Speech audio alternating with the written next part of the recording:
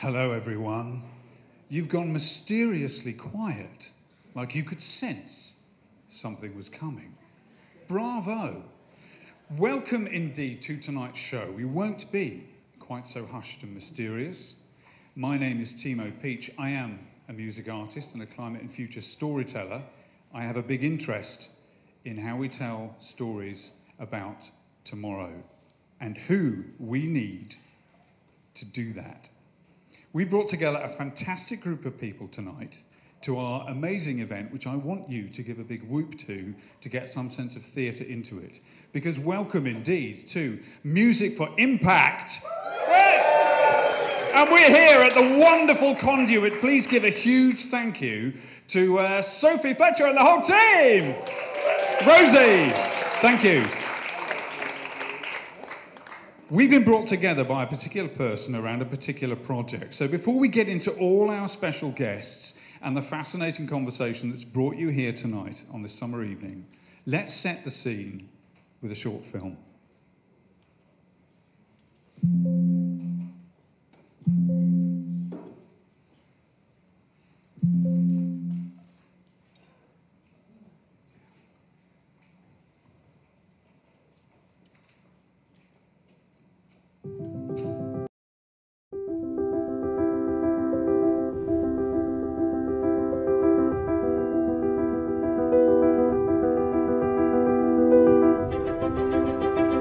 A local hip-hop artist makes an international name for himself. He is the first artist to power his concert with 100% renewable energy. It is a real honor to recognize Mr. A.Y. Young, the founder of Battery Tour. It's incredible. Can't wait for you to see this. The United Nations is now throwing its support behind him. Mr. Young has made a big impact in his young life, born in 1991. He's a singer-songwriter, a dancer, producer, entrepreneur, and sustainability advocate. He's staged and performed more than 800 concerts.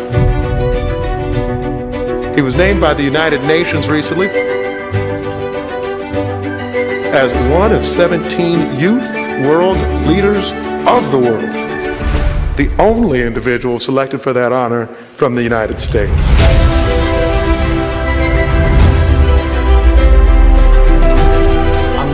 Forward to stimulating this local economy further, bringing entrepreneurs together, bringing businesses together, bringing the world together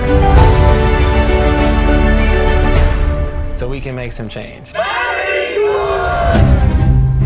I'm here to listen. Tell me what to do. Give me ideas. My mission is to kind of break down these silos and build bridges to power collective action by bringing everyone together. It's going to be incredible. My work plan's in 3 different phases. I'm going to make an album powered 100% by renewable energy. Right now, A.Y. Young is working on an album based on the 17 United Nations goals. Major stars like Tech9 and Billie Eilish will collaborate. There are 700 million people that are still living in poverty. The whole premise of your music is about collaboration 100%. and about getting excited. It's about going across the finish line.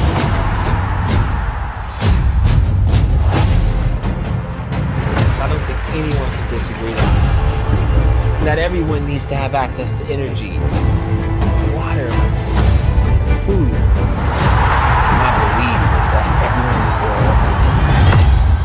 world, we're all these outlets for change.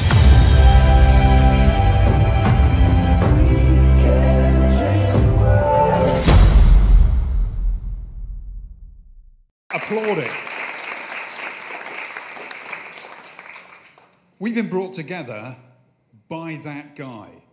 And it's interesting who's been brought together. I don't know what your backgrounds are, we might hear a little bit later. The different people who are gathering around the issue of storytelling, narrative, culture, in affecting actual change, not just talk about change, which we've been doing for a long time. I have a big interest in this. But tonight we have a head of a climate-leading bank. We have a head of a global NGO. We have a head of a global events and music brand. And we have some other surprise guests as well, who are doing it on the ground and who are also at the highest levels, trying to make sense of the global crises. We use the word climate but it's shorthand for a gigantic global scale intersection of issues. It's all really one story with different outputs. The man who's brought us together is an inspiration.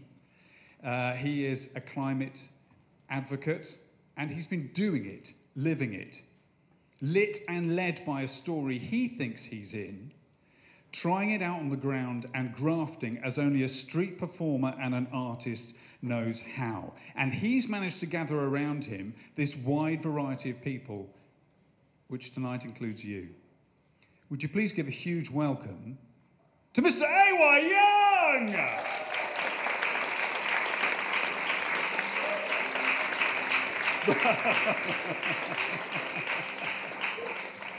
Bro, grab a microphone. We can Change the world. Is that a lie they told? Some people know the lyrics. That's crazy. Now, look, first up, man, I'm sensing the throat tonight. Yeah. A little bit. I'm having a little bit of a throat issue, guys, so I'm going to try to just tough through it because I've been traveling and losing my voice. Tonight's show is brought to you by the word resilience, as you will see. AY, first of all, I should say full disclosure to everyone. We've done one or two things together before, haven't we? Yeah, we have. We kind of know each other. Timo and I used to do the Global Goals Music Roadshow, guys. Yes, 45 episodes of this, some in glamorous locations, most of it 4,000 miles apart. And together we, as artists and communicators and storytellers, have a passion for this, and that's how we got on. Yeah. So tell me about you, first of all. A little bit about me. You're a music artist. You've been on the ground doing it. How did you get connected to sustainability as a music guy?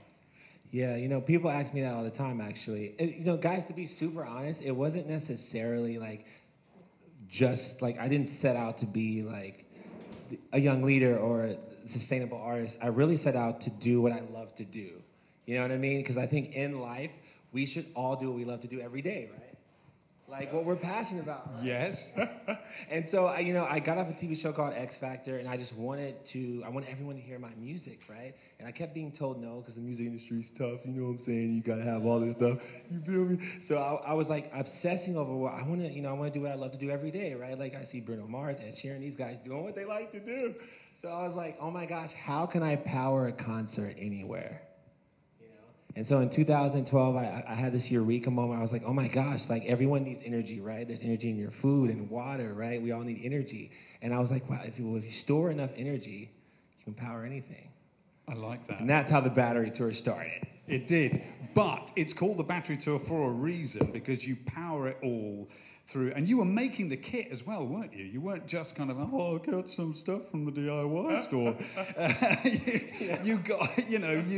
You built the kit yourself, a bit like an engineer. So you know what it takes to power change. Ooh, well said, Timo.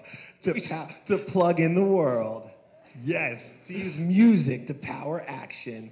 But it's led to a project that's brought us all together. And tonight is a sort of coming out of a next level of it.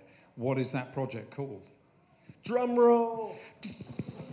Or knee roll. Nice, I don't nice. It's like a drama class.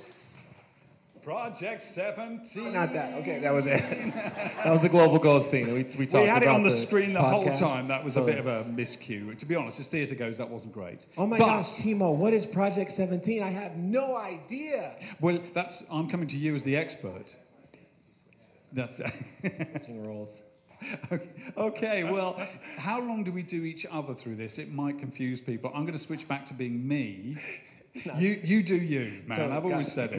I'm the panelist. Project 17 is an out. Yes, sir. Oh, real serious. Should we perch now? Serious Let's perch either side of the screen, like we're. Yeah. Well, I was going to say Val Doonican, but most people won't know what that is. Project 17, Music for Impact, is what it's all about. Talk us through the basic structure of how you see Project 17 and what it is. Yeah, and I'll get a little bit deeper that I haven't really gotten with a lot of people is like on this journey of doing the Battery Tour. Right? I didn't even call it the Battery Tour in the beginning. Like I was like performing, and I was like, I'm AY, and I was like looking back and I saw batteries and I was like, this is the Battery Tour. And then people would donate. They'd be like, oh man, I love when you do Garth Brooks. I used to do a lot of Garth Brooks, Keith Urban's country, this, that, Michael Jackson. You are such a name dropper. It doesn't matter. You're so showbiz, man. Totally. Paul McCartney, whatever. And they'd be like, man, they would donate. They're like, here, you know, we're your outlets. We power the tour. That's going to pay off later. Put a pin in that mentally.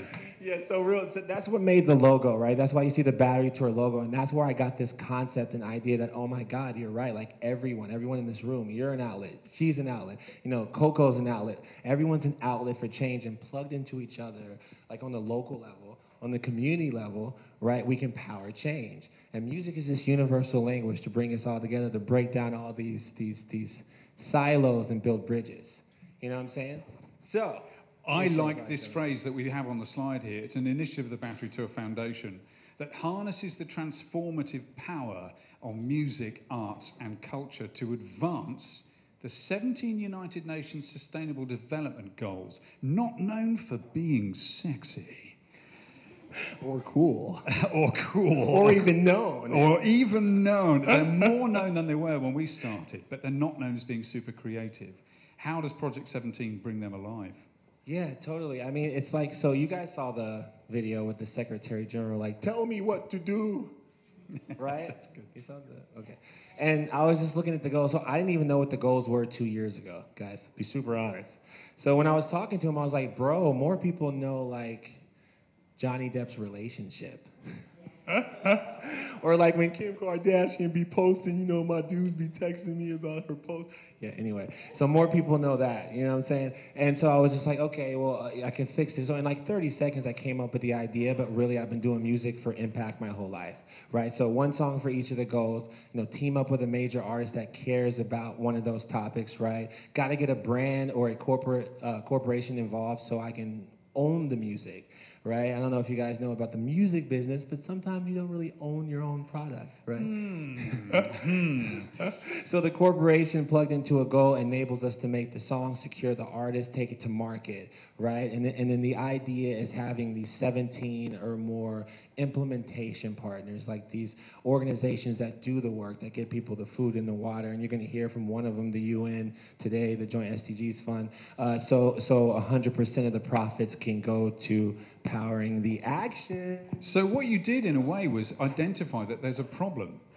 Although you're a music artist, you approach this like an entrepreneur, and you identified with the UN, this is your problem. Despite the critical importance of the SDGs for the well-being of our planet and its people, they lack the funding and the global awareness to ensure their achievement. That is exactly what the Secretary General heard when I talked about Johnny Depp.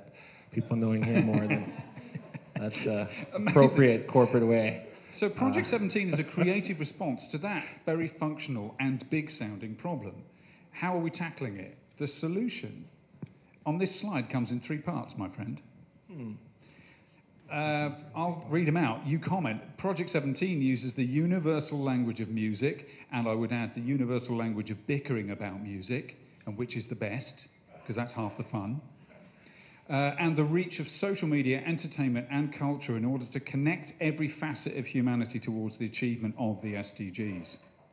We need every sector working together to power change, right? And so it's beautiful when, whether it's you listen to a Paul McCartney or you like a Peter Gabriel, you're into a pop artist or whatever, how music can just kind of connect you. Yeah. Totally. Second one is to achieve the SDGs, we need everyone on board. It's not a light statement from youth, governments, NGOs, corporations, influencers, academia, artists, and more. Everyone, man. Everyone's an outlet for change.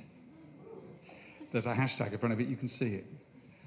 And Project 17 is a turnkey solution that is dedicated to raising the funds and the global awareness necessary to advance the outputs of the SDGs.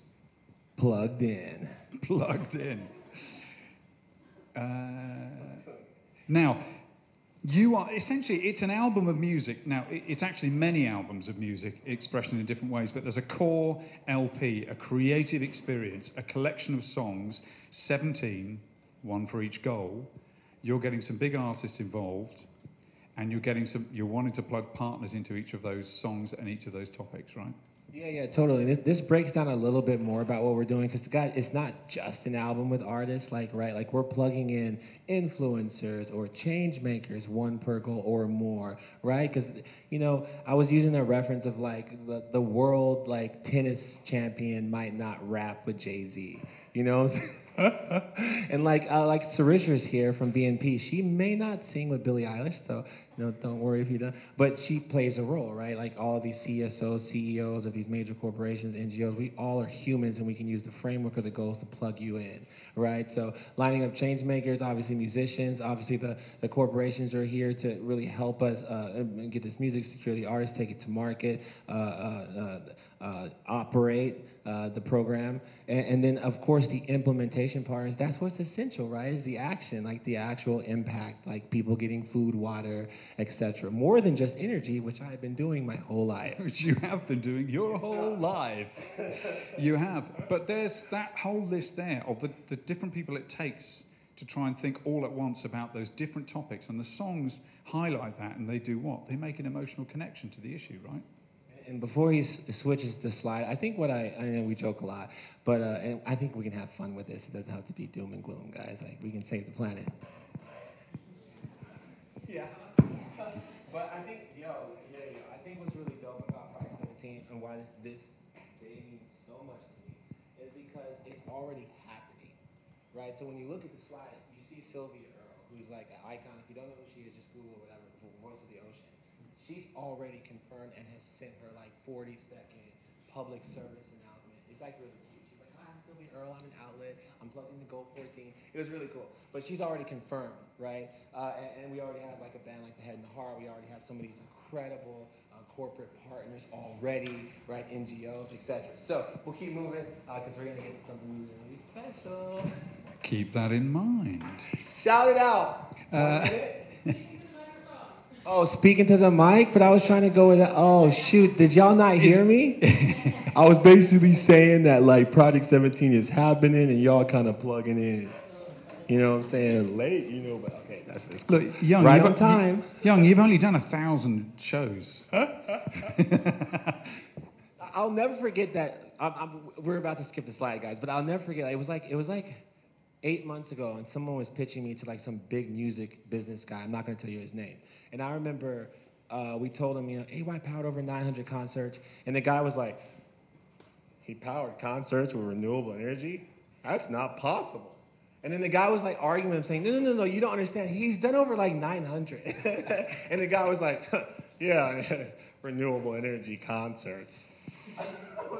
Yeah. Anyway, that's a random moment of just like, hey guys, we're illustrates doing this. Any of us who've been on the front line trying to make change, that's a very normal reaction to get out of the blue. Here are some of the, so what are these topics, man? These are some of the outputs that come from it. You are doing the music and the storytelling, ESG impact, SDG awareness obviously comes out talking in formats like this. Thought leadership, clean music, global collaborative, youth empowerment. There's a list of things each there to unpack. There's quite a bit. How do you feel about the outputs that are coming out of this initially artistic instinct in you? Look at that. How does that make you feel looking at what you're doing? Guys, when I look at this, I see radical collaboration. And that's what it takes. Youth empowerment, obviously being one of the 17 young leaders and having so many of the world's youth leaders. I actually just flew here from Utah, random place, with some of the biggest youth leaders in the world, and we were all working on this project. And we're blessed to be youth-led, youth-driven, but also operating with radical collaboration to bring the world together. Radical collaboration, that is a big part of what it will take. Interesting you're demonstrating it. You can find a lot of this information, we'll share it with you at the end. You can digest it later on as we whip through it here. We've got these 4 kind of outputs from the Battery Tour. First one is the global partnership. The second one is sustainable tour and album itself. The third one is thought leadership. There's a project taking shape there. And there's a docuseries happening as well. Yeah, I mean, guys, storytelling is key. Whether it's Gen Z, millennials, Gen Alpha, I was just talking to someone over here about storytelling, so I think for us with this project, it's essential to have this docu-series to tell the story of the brands, to tell the story of the artists. I ask people all the time, I'll be like, bro, what does Cardi B care about? You know what I'm saying? Like, what is your favorite artist? Or like, think about it, who you follow on Twitter, right? Who you follow on Instagram, etc., so forth. What do they care about? What do they care about? A lot of us don't even know. You know, so I think that to be able to tell the story is huge, and so yeah. Yeah, there's a timeline that you're working out, just to give you an idea of this whole project that's taking shape. From Times Square Renewable Energy Concert, just drop that in there with casual showbiz. Oh yes, the Times Square show.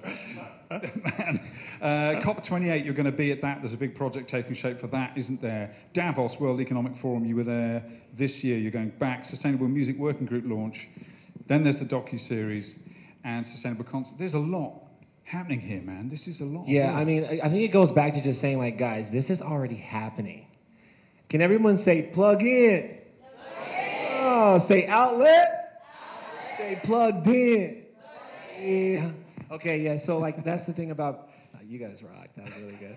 They do just go straight with it. I thought they'd be quite a I'm corporate not supposed to lot, but perform. here. No. But guys, this is happening, right? And I'm blessed to, you know, this is like my first kind of pre-launch here in London. Yeah. Okay. Right? And then I'm going to fly to New York, and we're going to do the first ever renewable energy powered concert in the history of Times Square. Yeah. Yes. Yes. And we got this guy named Ringo Starr is gonna like introduce me. He's really cool. So yeah, and so as you see, it's happening. We're gonna go to COP. We're gonna launch Project 17. We're gonna go to Davos. We're gonna do that well, but and we're bringing our partners along the way every step of the way. No, we do not have 17 corporates on board today, but we do have General Motors. You will hear from BNP Paribas. You will hear from Samsung, right? And we will bring these along. And as they plug in, as more artists plug in, as more of every facet of humanity plugs in, we'll be taking them along this journey to launching Project 17 and save the planet. And save the planet. I think we should have a conversation and invite our guests on. Should we have a conversation? Like the GG show itself. Similar. It's been a while since we did the GG show. It has been. But this is live. It's not like recorded. We can't fake stuff. Can't switch my outfits. It's tough. No, we can't introduce the characters at this point. That's a whole other thing. But you used to say this brilliant word, and I've quoted it everywhere. When you don't know where to start, there's only one place to start. You plug in your passion. Start there with what you're passionate about. And every week on the show, we have people doing that, and putting them together is what we do. Shall we welcome our guests onto the stage? Would you please give a huge welcome to our range of guests? I will read out the names as you do. Please welcome our guests tonight. Nathaniel Matthew, who is the CEO of Global Resilience Hub. Yes, clap, just do it. Come on up, guys. Sophia Passetti, the CEO of Coco Foundation. Sarah Shaman from Sustainable Finance Comms at BNP Paribas. And Andrew Tevison, CEO of the Stage Bus. Come and find a seat, guys. Whichever seat you want. In the middle, I think, somewhere. You gotta be the surprise, brother. Oh, we're keeping him as a special I don't know who that guy is. Sorry. Security. We don't know who he is as of right now. So AY used to just spring guests on me when I was in Bournemouth kind of running one thing. He'd text me, go, oh yeah, there's someone else joining right now. We'll just get him in. I learned to go with this Timo, there's no one else joining right now. Oh, it's a surprise. I don't know what you're talking about. These are our main guests. Okay? That's why there's this many chairs. Because this one's for my phone. Sheesh. Storytelling. Okay, continue with the show. Nate, I'd like to start with you. I still want to do that. No, I was going to do a reference for a British TV show that's very old, and I won't because it's a waste of everyone's time. We can cut this out of the live stream, right? Live streamers. Nate, I'm going to start with you because in a way you represent the cutting edge of the problem. Where are you from? You're CEO of a big NGO. Yeah, so I'm CEO of the Global Resilience Partnership. We're big, but we're not too big. So and I think that's important as well. But we're a small staff spread across 14 countries, and we work on resilience. And we've been working on resilience for 10 years, so long before it was cool. Long before it is resilience cool? And that's what I wanted to start by asking you. Resilience is a big, broad word. It can mean different things in different contexts. Why is that your leading word as an entire organisation? What does resilience mean to you? So we feel that resilience underpins all of the SDGs, which is why this is such a great partnership, and we're so happy to be the resilience partner with Project 17. But for us, it's a couple of things. So we want people, when climate change is happening now. I think that's important. And we know where there's going to be some really big impacts that we're locked into. We want people and systems to persist in that. We don't want them to collapse. So we don't want like the Antarctic ice sheet to collapse, and we don't want people to collapse. We also want them to adapt, sort of take a step or take a left to the right of where they are. But then where I get really excited is about transformation. And that's a key part of resilience. So that's the new ways of doing things, the new ways. And that's where climate risks changes to climate opportunity. Oh, I like that. Climate risk is climate opportunity. I'm a huge believer in the word opportunity in this. It's fearsome. Transformation, there's a very interesting word in there against resilience. It suggests new ways of seeing and words that I could quickly use that are more artistic, creative, storytelling-y. Why have you got involved with a music artist and a creative like AY, who probably doesn't look like most people walking around your offices? Seriously, why have you got involved? Like, this is ridiculous. Like, I want to know. So I'm a climate scientist, and I guarantee I could ruin most evenings in about 2 minutes with some pretty crappy climate science. And we know that, you've all heard it before, and nobody wants to hear it again. And I think that, we met AY at the COP, and we were doing the Resilience Hub at the COP and realized, with other partners, and realized that the way to connect around resilience and to connect with different audiences was through music and through arts. And so we engage a lot of that, and AY's been central to that. And a big part of resilience, so we look at it across things like diversity, redundancy, inclusivity and equity, adaptive learning and connectivity. And that inclusivity and equity part is really central to music. It brings people together, and it crosses boundaries. It does. Anyway, do you know what? You're going to jump in. I was going to say, do you know what he said to me? I won't say this in front of everybody. No, you say that, and then I'll say my next thing. I wouldn't give this away on camera to a live stream or to the audience, but Nate did say to me, I've had a lot of meetings this week. This was the panel I was really looking forward to, which gives something away, I think. Not about your other work, but about the nature of storytelling and arts and getting involved with an experience, I would suggest. Yeah, and I was gonna say, this kind of like can bring me to Miss Wonder Woman, Sophia, make some noise. Actually, we got 2 Wonder Women on the panel. But like, okay, because you're in the NGO space, and this resilience is an interesting topic, and it would be interesting to hear too, like Sophia, from you on the thought of like, okay, the collaboration between like NGOs and the music industry. Like how can that lead to a more sustainable future? And like, what's the importance of that? Sophia, Nate. Hi. Actually, first tell them who you are and what you do. Gosh, sorry about that. I'm terrible at live speaking, so I apologize in advance. No, you're not. But I'm very passionate about this partnership, so that's why I tap into that. What partnership? I have no idea who you are. I'm just a random. My name is Sophia. I run a foundation called the Coco Foundation, which is part of Coco, the music company. It's Coco, the club, and the music foundation. Free tickets for everyone. You get a show. I don't know if we can actually legally do that. So, I mean, I don't know if you guys have been to the Coco since it's been revamped, but we've been open a year and we've got 16 spaces. We've had 1,000 artists through the last year, with over 700,000 people of audience. So, and that's just one quite small independent music venue in London. But I think what you're asking me is how can music drive creating a more climate positive and it seems like Coco's doing it, right? This collaboration with an NGO in the music industry. Yeah, I think music is extraordinarily powerful, as is sports, anything that can really connect with giant audiences of such an array of different age ranges and backgrounds and whatever it may be.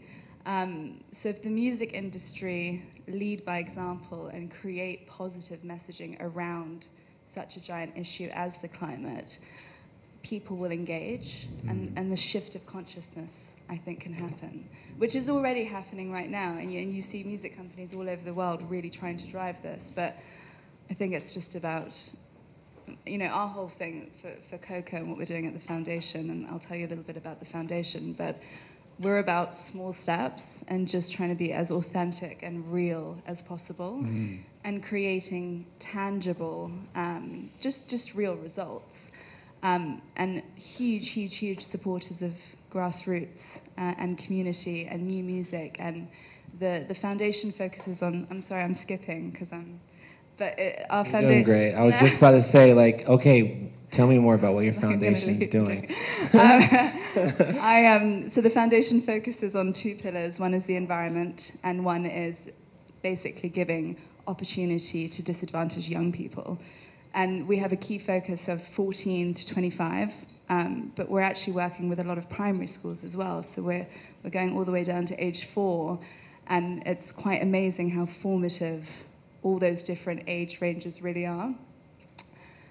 We're a registered charity. We actually don't launch publicly until September, but we're doing some really good stuff, from building forests on council estates, and we're teaching and training the kids on the council estates, and this is in partnership with Camden Council, and we've done 8 so far, to learn about the environment. And we've got tree experts and climate experts, and they're there and they're teaching them about the impact of trees and carbon and all those things that you're not learning at school, or it's not at the forefront of education yet. So, and then we're paying them for 2 years to look after the trees and buying them all the equipment to do so. So we've created this little community of under 18-year-olds, and now we've got 2 of them interning at the council, and they want to be in the climate space, and it's just very special, and it's, again, very impactful.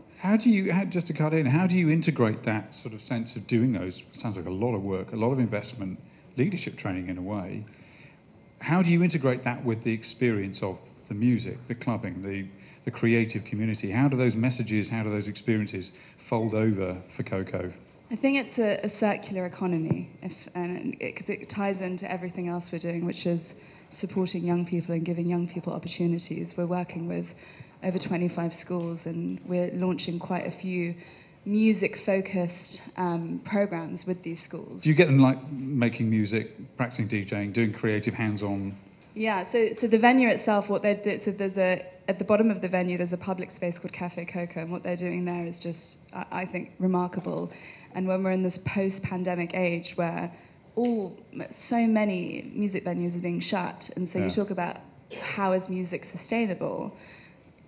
This is how you create sustainable music. It's a sustainable culture, and creating a grassroots pipeline and giving these new artists a stage to perform and to further their careers and learn. And I think we're breaking 3 or 4 new artists every week in this cafe, completely unknown artists, and we're creating a community and giving them a stage to do that. Oh, mate, can we give a round of applause to that, please?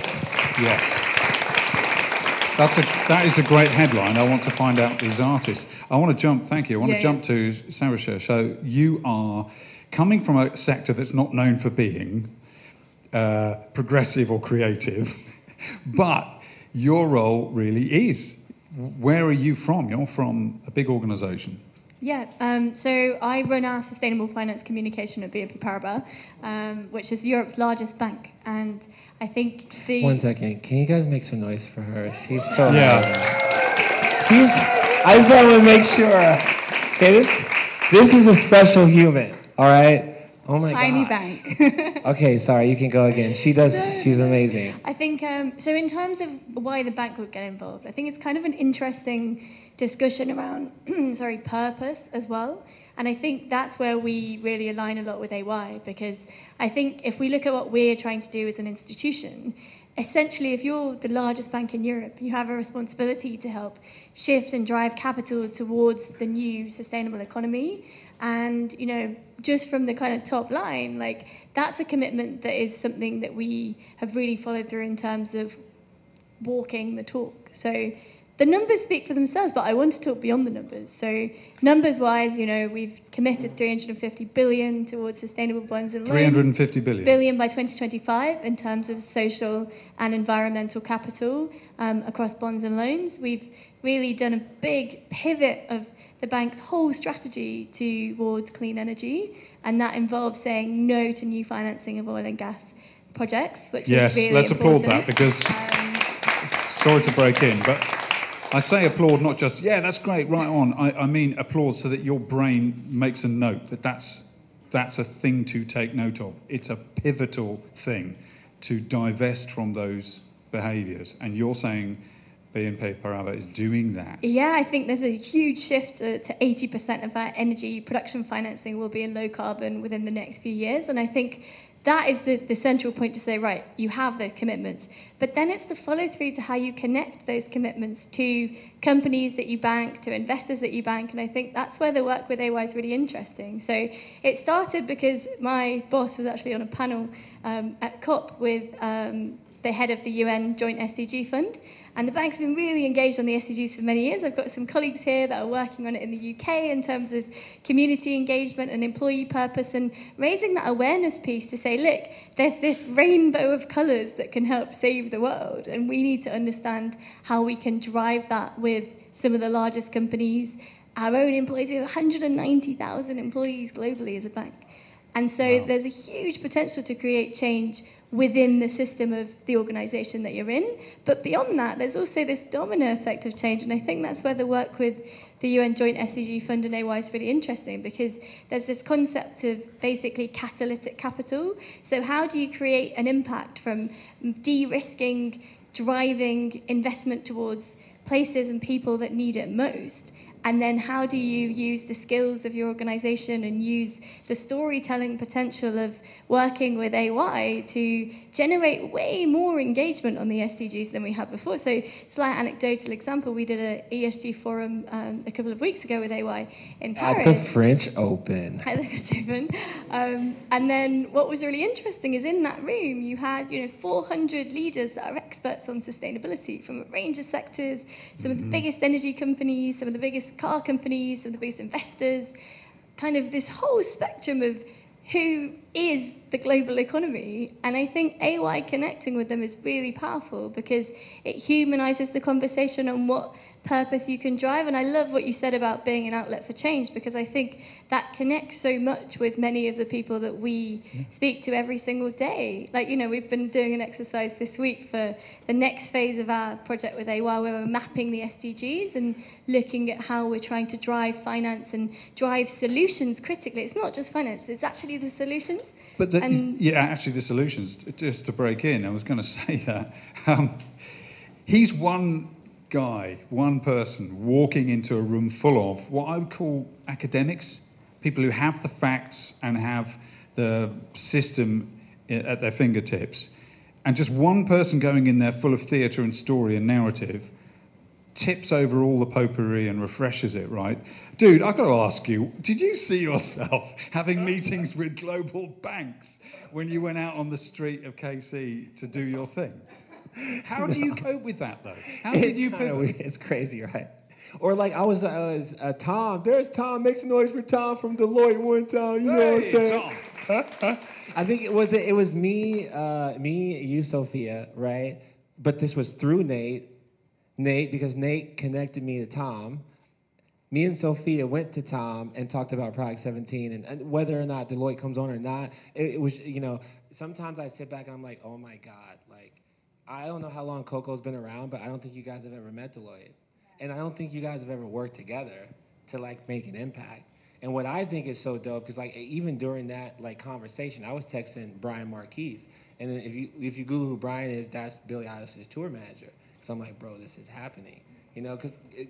But I think to answer your question, like it's just kind of dope to be like, oh my God, like this is actually really bringing the world together, and it's music. Because like whether it was the Michelin dude, all those different companies, it was all these companies, guys. I don't know, you guys know them. There's a bunch of them, but there's that common thread too of like when I would show them the goals, if they didn't already know what they were, most of them knew that there was something that they were passionate about. Or they come to me and like, yo, man, like I think I was talking about Ringo Starr a few times, and a lot of people know Ringo Starr. They know the Beatles. Like that's what plugs them in.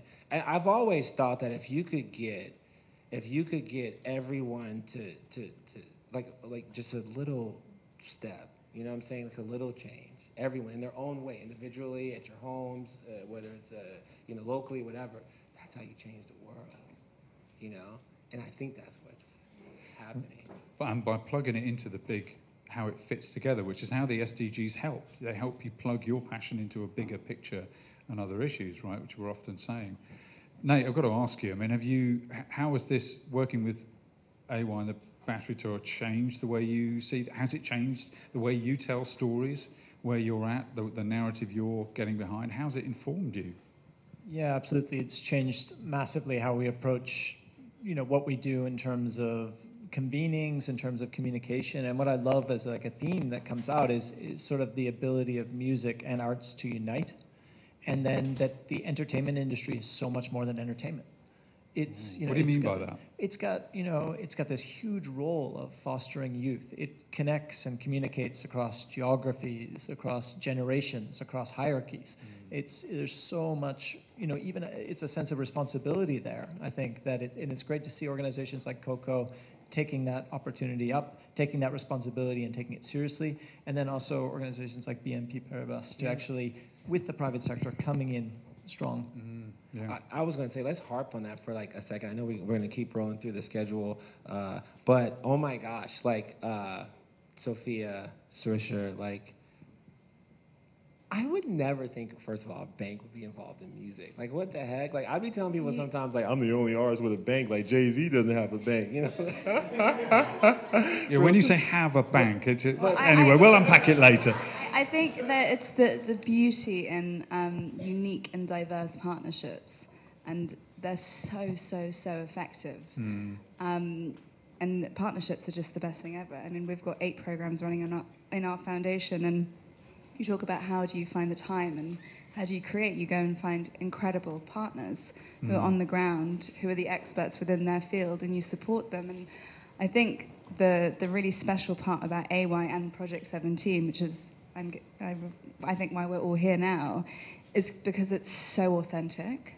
And because it's so authentic and it's so real, suddenly he's got you've got everyone's attention, because we want to support that. That's driven by authenticity. And when it's that authentic in a world where, not such an authentic world, and a lot of noise, and you've got 2 seconds to grab anyone's attention for anything, I met AY in Davos, literally within 10 minutes. I was like, do you want to fly to London with me tomorrow? and he did. Yeah. And he came straight to Coco.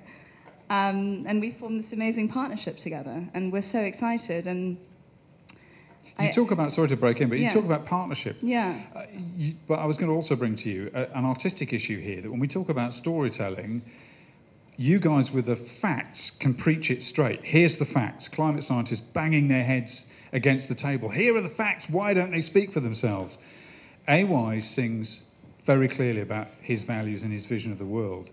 How do you find interacting with artists? They deal with the thorny issue of preaching, or how to sing about the future when so many of us don't think there is a future, being honest. How do you see and maybe help artists tackle that creative conundrum about the actual storytelling of how we get through this and how we testify to the crisis?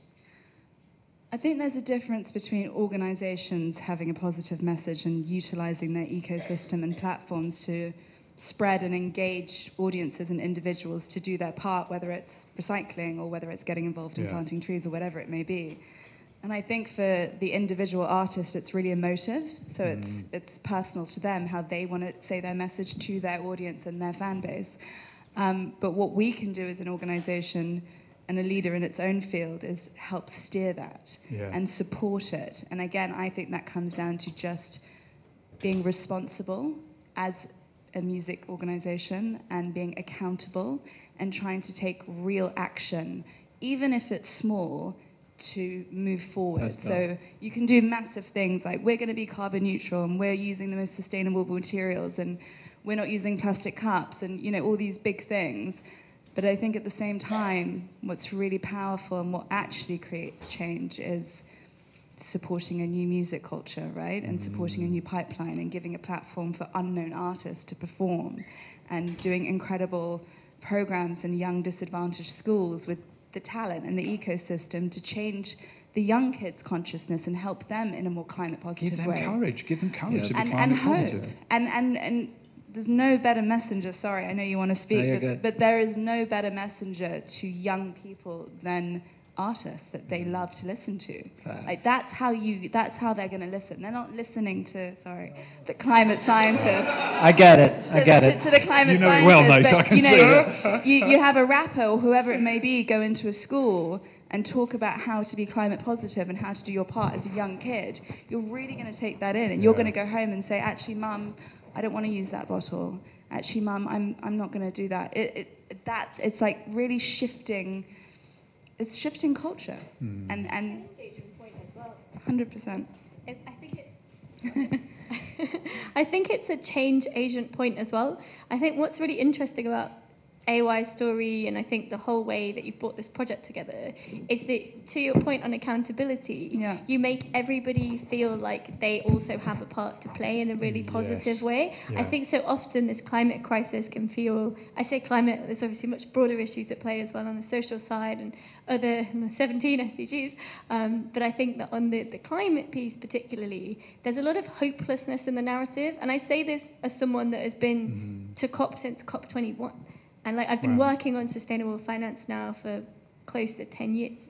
And I think what's really interesting when you see that journey is how actually having a discussion with someone that is giving people hope and making people think, okay, what can you do? How can you plug into this? How can you act as a kind of facilitator of change is super powerful, whether it's with people that are young, people that are executives. Like, I have to give credit to you for being able to turn around a room that's full of people that are like corporate executives that have been there for a very long time, versus also turning a room round from a group of children. I've seen you do that, and I think it's really powerful the way that music can connect the change agency that we all have, whether we are a 7-year-old, a 70-year-old, or anything in between, or higher or lower. Amen. The change maker seed. Dude, facts.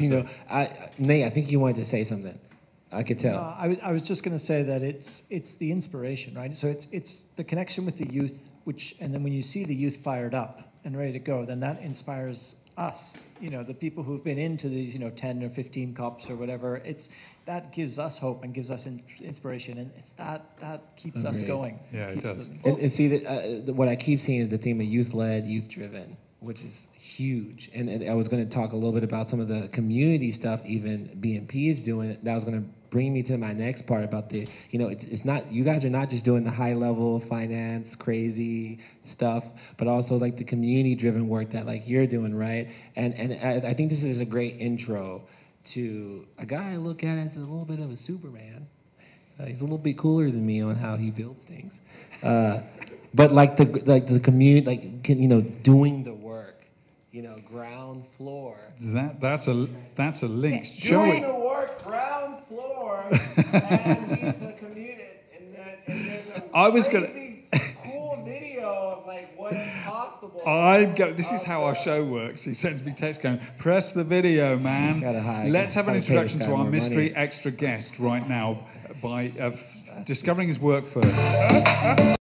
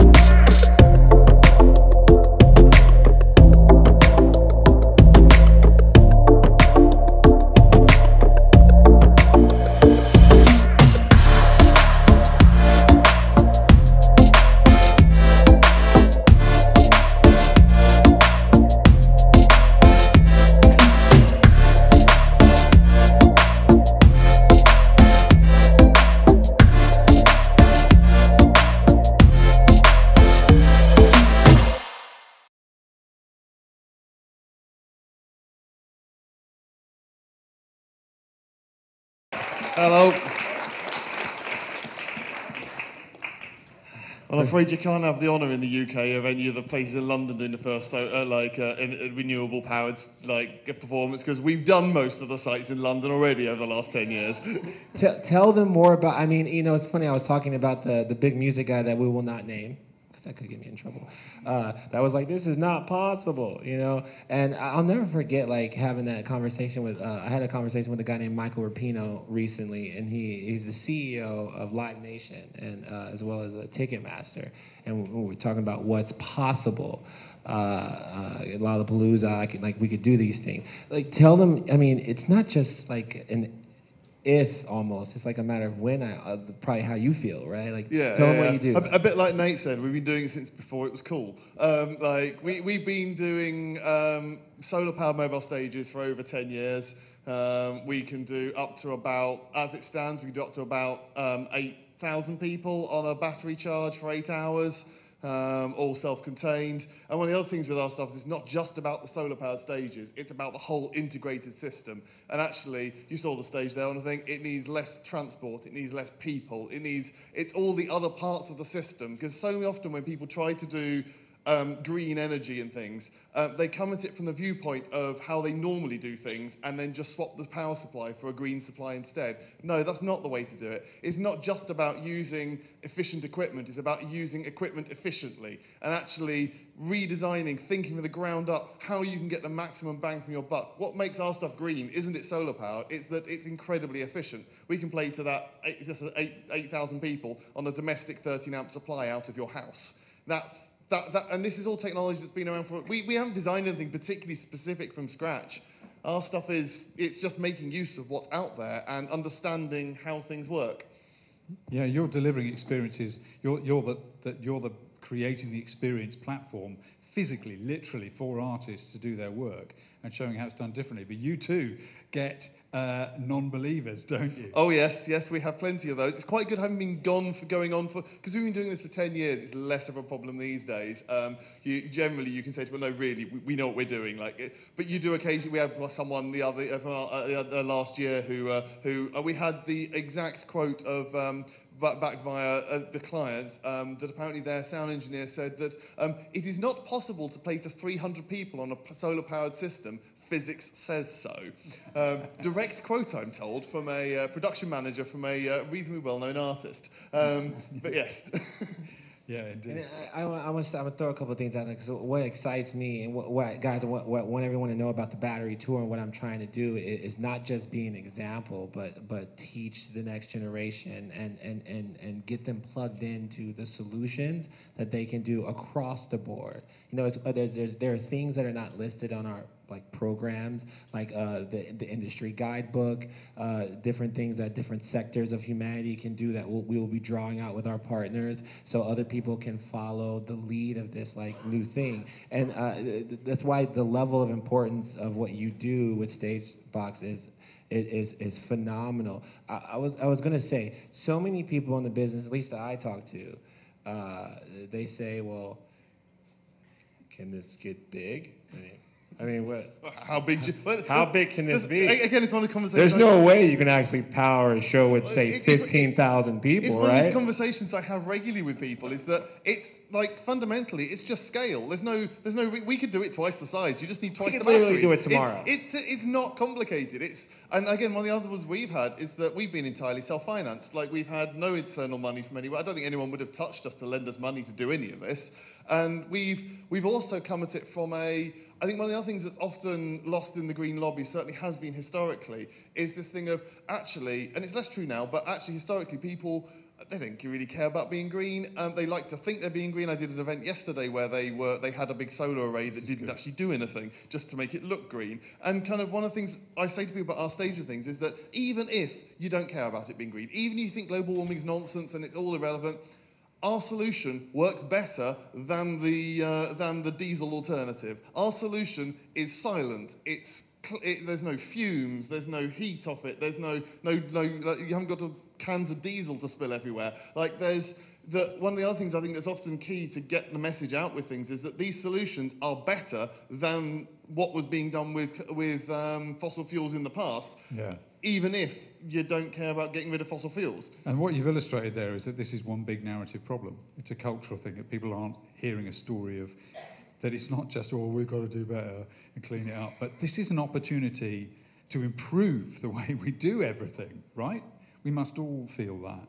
Anyway, I'm wondering whether this is a good point before we conclude and get everybody's sort of final thoughts. We've got another special guest. Yeah, and I think I want to say like a couple of things. Let's see. I want to say that this has always been and still is a grassroots movement, right? Some people will come up to me all the time. They actually ask me, what can I do? And I want to make it super simple, and I want to just say plug in. You know, it's going to take the radical collaboration that you see on this stage. It's going to take, at least for this project to launch, I'm going to need 17 or more sponsors. I'll need 17 or more great implementation partners that will actually take 100% of these profits and do good with it, right? Like, we're going to need these things lined up. So I think you're 1 degree of separation from anyone. I want you guys to know that. 2, I had a crazy vision of like, you know, like we live in this interesting world of social media and micro kind of universes through Twitters and et cetera. It's so crazy of like promote developing and deploying these methods through like working together. I think the third thing that I wanted to say, and I want to hear from each member on the panel, is just simply, what goal are you most plugged into and why? Can I hear that? What goal are you most plugged into and why?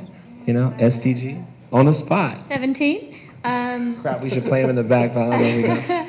Well, I guess, the partnerships one is really interesting because I think it's the one that shows the interconnectivity of everything. I think, again, like when you look at those SDGs, you can't necessarily silo anything out. Like when you help a smallholder farmer, you also empower them economically. So you're not only tackling SDG 14 on life on land, you're also looking at 8 on economic well-being and looking at things to do with gender equality often, because many of those people are women as well. And so I think for us this partnerships piece is really critical, because I think it shows that you can actually create impact through working together, and that's much stronger than working alone. I like it. Nate, what goal would you most plug into? So for us, it's also partnerships, because we're a partnership in itself, and we work with 70 partners to affect change. And I think to take a quote from a musician that I listened to a lot when I was young, showing my age a bit, I think there's something in the need to just sort of stop, collaborate, and listen. And Good reference. And let's do that properly. Stop. Collaborate and listen. And I think we do, and we need to stop, what we're doing. We need to take a bit of a breath, and we need to figure out where the pathway forward is. We need to collaborate, and that's the partnerships, and work together across sectors, across generations, and then we have to listen. We also have to listen to each other. Otherwise, we're not going to get anywhere. Amen, yeah. While the next one, either Sophia or Tev, my dude over here, answers, for the audience, okay? You can hop on your phones. You can tag the battery tour, tweet us, whatever, just battery tour. Tell me what goal you're most plugged into. Oh yeah, why. Do that. You know what I'm saying? And actually, I'll say this. Some people, honestly, the youth, they just be taking photos of outlets, because that's the logo, and they send it to us. You can do that too, you know what I'm saying? Make this mug go viral. But anyway, which one? Huh? Yeah. Sophia, maybe? I connect to quite a few personally, and this might be a bit boring for this panel, but I'm actually going to mirror these guys. Oh, 17? Yeah, just because I think it ties this nicely together, and I think it's the real reason we're all here is partnership. And I think together we're going to do a lot more impact than just focusing on one goal, and that goal allows to help all the other 16. So it represents the culture change a bit, in a way, or what's needed. And music is fun, and people listen. People go where the fun is. I think music should be fun. No, yes. But that's the beauty of it. And then you get to say the message in a different way and connect in a different way. Yeah, indeed. Andrew, I'm going to ask I'm going to go with infrastructure, with, oh God, I forgot what it said. Number 9, the infrastructure and oh God, yes. I'm completely blank. Yes, just the actually how you turn most of the technologies. A lot of the technologies already exist, and actually the key thing is actually how you make these into workable solutions for people. And a bit like with us, with our stages, that kind of it's the whole thing of that we package it in a way to mean that the end client doesn't have to think about how to be green. They just book us, and it works. Yeah. And whereas there's been an awful lot of oh well, you need to do this, and you need actually keep it simple. Make solutions that people can jump on board with and can actually hit the ground running with, rather than needing to kind of try to work it all out for themselves. Yeah, that echoes a meeting I was in with a local authority recently, and what came out clearly was, wouldn't it be great if we didn't talk about sustainability, but simply talked about our futures? And everything folds into that. That's what you're saying. Yeah, definitely. Mr. Young, you're standing in you've sort of left early like the format of our show, but also you're in the wings there. Is it time to share our last guest? It is. Via First of all, satellite? can we make some noise for these amazing people? Changing the world! Say outlet. Outlet. Say plugged in. Plugged in. Okay. I just want to say, it's just really interesting. The UN can be a little confusing, guys. Just throw that out there. There's a lot of agencies. Wait, the UN can be confusing? What could you mean? I cannot believe they even picked me as a young leader. Like this random guy with dreads dances around in street corners. Used to. Don't do as many as I used to, though. But this agency, I came in under the Envoy Office of Secretary General, right? DSG, Secretary General, and but there's all these other agencies, right? There's like 200 and something UN agencies. I don't even know. I it's forget. a test to be able to answer what Who they all knows? are. It's a lot. But the Secretary General made this fun for the goals, because I think he was like, at some point we have to do this, right? So he made a fund called the United Nations Joint Sustainable Development Goals Fund. And I met Lisa Corbell, did I say that right? And Elizabeth at COP before I met this awesome person. And they immediately hopped on board, and I know that they're going to announce at some point that I'm going to be the official SDG champion. Oh, the what? Does that mean you've got to get a tattoo of all 17 wedges? I hate pain, I don't know about that too. But they're doing amazing stuff, and we're so blessed to have them as one of the 17 implementation partners. And I think that we all should take a moment. I heard that she did a special video. I haven't seen it. All right. Should we see it? It's Lisa Kerbiel from Head of Secretariat at the United Nations JSDGF. That rolls off the tongue. And long story short, yeah, behind us. It's cool. It's kind of cool. Kind of a Morning, good afternoon, and good evening, colleagues, friends, and especially all the young people in the audience. My name is Lisa Kerbiel. I'm head of the United Nations Joint SDG Fund, and I'm honored to virtually share the stage with all of you, but especially with that amazing SDG champion with you in the room there, and my dear friend, A.Y. Young. As you all know, music for impact is a powerful tool, and it brings us together, it amplifies voices, and it influences positive social change. And undoubtedly, addressing the world's greatest challenges, from climate change to gender equality, it requires all of us, action from every single one of us. The creative industry, the music industry, has a pivotal role in inspiring action to achieve the SDGs, the Sustainable Development Goals. And that's why we have champions like AY working side by side with the UN to help us advocate for success. AY has a gift, I'm sure many of you know, and he's using his gift to the world, music, and directing it towards positive change and positive awareness. And we're so thrilled that the Joint SDG Fund nominated AY as a champion, a champ for the SDGs, because of his passion for social good and his ambition to be a change maker. AY's ability to stand on a grand stage and address an intergenerational audience on the impacts of climate change and partnerships shows a true devotion of his life's work to the global goals. And 17 songs for the 17 SDGs using sustainable energy to power his concerts is an innovative idea that pop stars today had not even thought of, but AY did. Music is a universal language, and it mobilizes positive movement. And lyrics tell us the story and are powerful tools to build a bridge of compassion and to indirectly communicate the larger picture of our climate crisis. And I'm proud to say that so far, the Joint SDG Fund has reached over 188 million people, making lives better around the world through social services, different kinds of support, and by leveraging money through SDG and blue bonds. In fact, $2.3 billion already leveraged by the fund. And I just wanted to give a few quick examples so that the panel can continue on to the other panelists. One example from the government of Indonesia, where the government is developing blue economy strategies to improve and manage their marine and coastal ecosystems. Obviously, also looking at not only how to protect the planet and the coral reefs, but also how to bring economic opportunities to the communities that live there.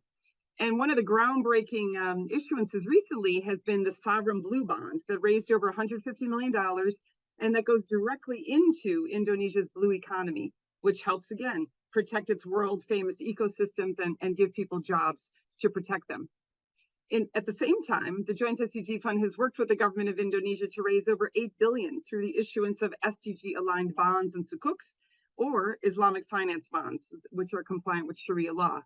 And this ability for investing in impact-oriented startups, focusing on high-quality education and jobs, implementing biotech solutions for waste management, improving productivity for shrimp farmers, it's one person at a time, one SDG at a time, where we're trying to really make a difference.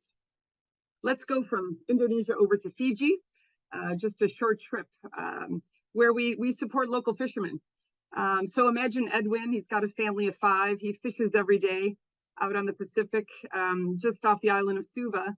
How can we, the UN, help promote multi-million-dollar investments into the islands of Fiji to protect their coral reefs from Edwin, the very fisherman who goes out every morning to provide for his family? So we've invested and helped leverage $50 million to accelerate reef-positive livelihoods so that Edwin can keep fishing, the tourists can keep visiting and going scuba diving, but the reef will thrive and survive. And that includes everything from ecotourism and setting up sanitary landfills, all the different parts and pieces that can really help not only improve food security and income for fishermen like Edwin and their families, but also protect the billion-dollar tourism revenue of visitors to the islands of Fiji every year. So imagine protecting coastal ecosystems help us save the planet, but at the same time, we're helping build resilient economies for people like Edwin and his family. Friends, colleagues, young people, we're at the halfway point to 2030. Some of you may imagine 7 years being a long time, but 7 years is very, very rapid for us to try to gain some of the losses that we've suffered due to the COVID-19 pandemic and, of course, the war in Ukraine. And that means we need world leaders, we need the private sector, public sector, everyday people like you and me to really make that positive change. And we're trying to be very innovative and really help governments like Uruguay, who want to turn all of their buses electric. They want to put their entire transport system to be solar, and they need some infrastructure investments to do that. And in Suriname, the government wants to support pineapple farmers to expand sustainable farming techniques that also protect the Amazon forest. Same thing in Gabon. How can we go into reforestation to, of course, move away from oil and gas? Progress like this, my friends, is music.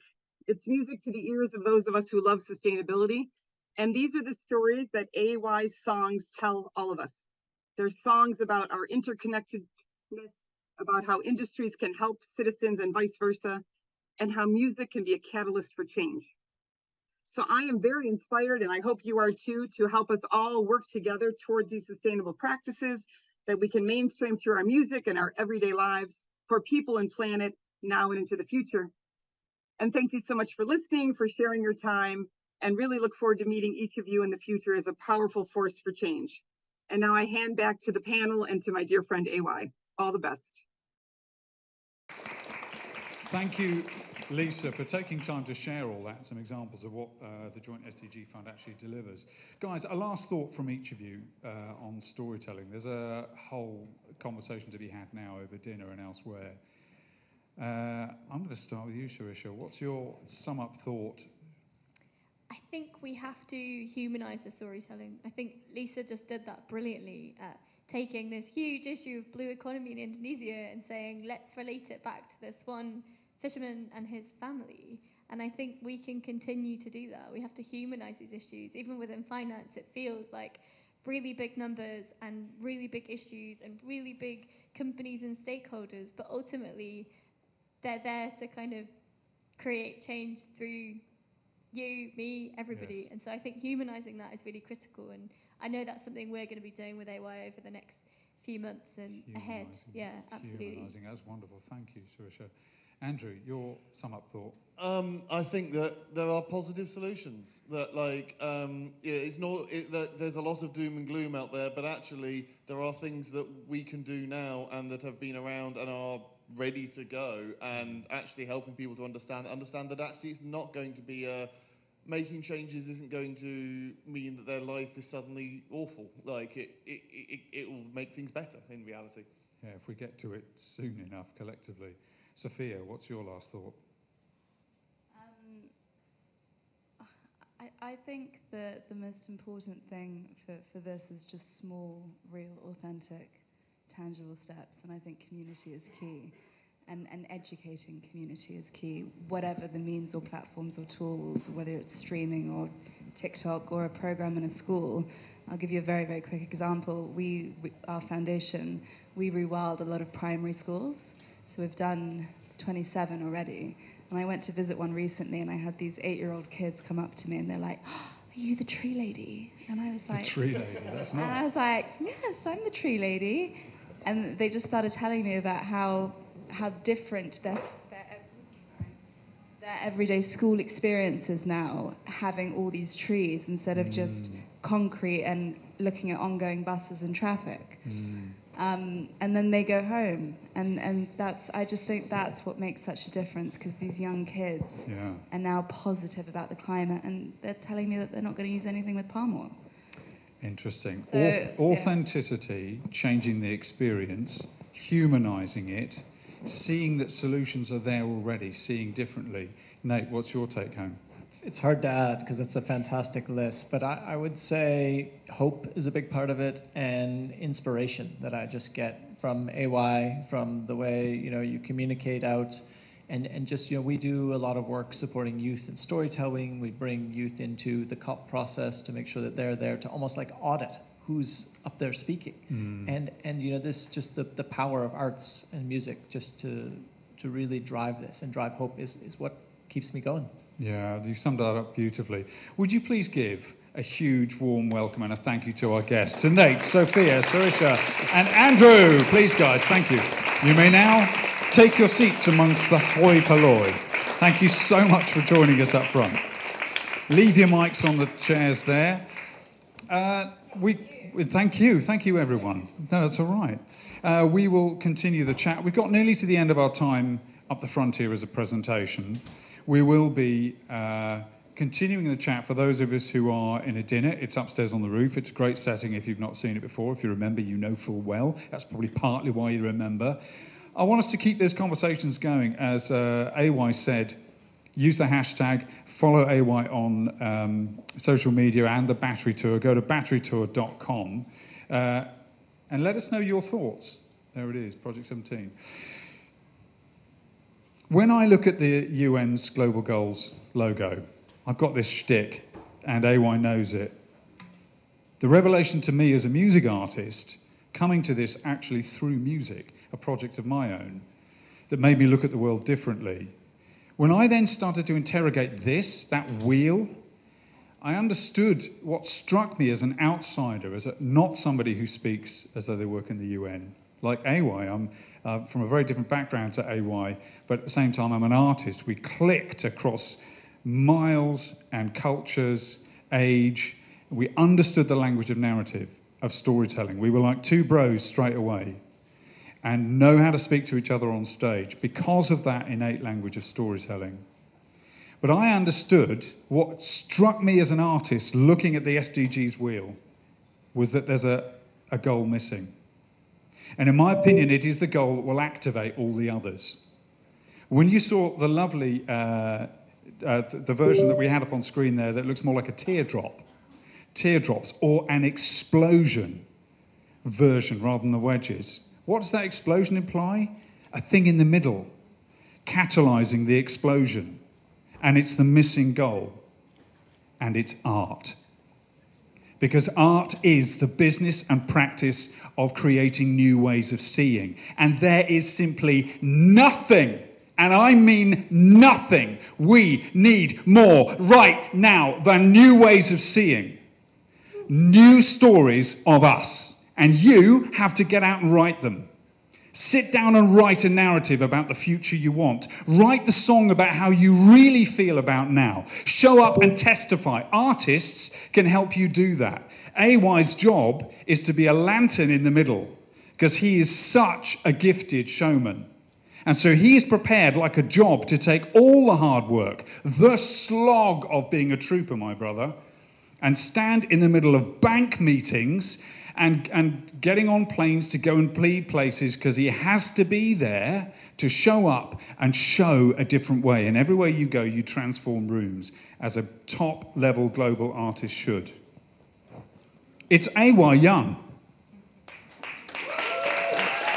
Bro, bring it in.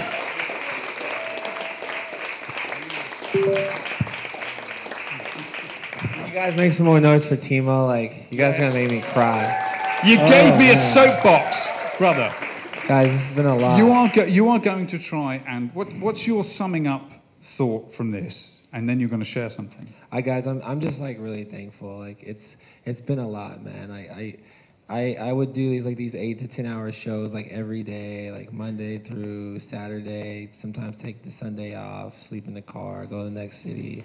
It would be year after freaking year for years and years. I actually started in 2012. So I'm getting older, obviously. Yeah, you've got a while. From my perspective, you've got a way to go. Man. But you've also, what's that line? It's not the time, it's not the age, it's the miles. Yeah. You've done a lot of miles. I'm so blessed. Man, can we make some noise for him, the panelists? Kirsten, over here, my team, Carrie, Rosie from The Conduit. All these people, Sonia's here, Natalie, I mean, amazing people. Guys, it's going to take all of us to come together. Yeah, I'm like having an emotional moment for a second. I'm sorry, bro. Have it. Because I will say, well, you don't get it together. This is a place where you can let it out. Because you have a right to be a little bit tired. It's a hard work job, always bringing the positivity, which is your tone of voice. And I don't see you run down ever. And I've seen you in private, and I've worked with you on stage, and you are somebody who digs deep and brings it every time. But you are just one guy using your calling with a decision. So you're allowed to be, just occasionally, a bit publicly weary. Yeah, right. That's why you guys are gonna help me, like, cause I really do feel like I should. I will. Let's sing. You're gonna try it. The anthem for Goal 17, Go on. right? Why not? You guys will help me. It's really easy. You just say we can change the world. Trying to get Paul McCartney on here by the end of the year. That's the aspiration. Maybe secure Peter Gabriel since he just hopped on. Just going to jump in. Happens. I was in a cab with him in January. His phone went off. Peter Gabriel came up on the screen. Peter Gabriel bumdialed AY. He doesn't know how to work his phone now. And I saw it come up, and I heard his voice over the phone. And that's the kind of showbiz life you're leading. God, you were in the car when he called. I was in the cab and I'm like, Peter, why are you calling me, bro? We just met. This is We Can Change the World. Let's try it out. For you guys. You guys can all stand too if you want. This has like been an epic day. Just loosen up. Feel the love. Let the energy out, yes. Oh, yeah. He's going to roll it. It's going to sound interesting. This is not a performance venue, but it's amazing. I love it so much. Oh, yeah, we can change the world. I have no voice either. Oh, okay. Hey. Oh, sister, mister, look who's made a man's up. And now I can't find the reasons not to give up. It's gonna take teachers, leaders, dreamers, let's go. They always take the right away. Yes, sir. My word. So we can change the world. Is that a lie they told? So we can change the world. That's good, guys. Well done. So we can change the world. So we got to come together. Hey, got to come together now. You guys good? See, I don't like it anymore than you do. I like the outfit, that's good. What's up? Hey, but in your ignorance, that bliss is void. Yeah, cause it's about time be humble and realize that we are one and the same, unique and one of a kind. Well, hey, brighter days come ahead when we join together. How you doing, Epperson? Hello? They call me A-Rock, I spoke to Akon. Marvin Gaye, we in the grapevine, let's have a great time. Yeah. How you doing? You guys good? You did good, right? What we got? I'm losing the board. One more time. See ya, what we got, Timo? We can change the world. See it all right now, we in the talking. We can change the world. We can change the world.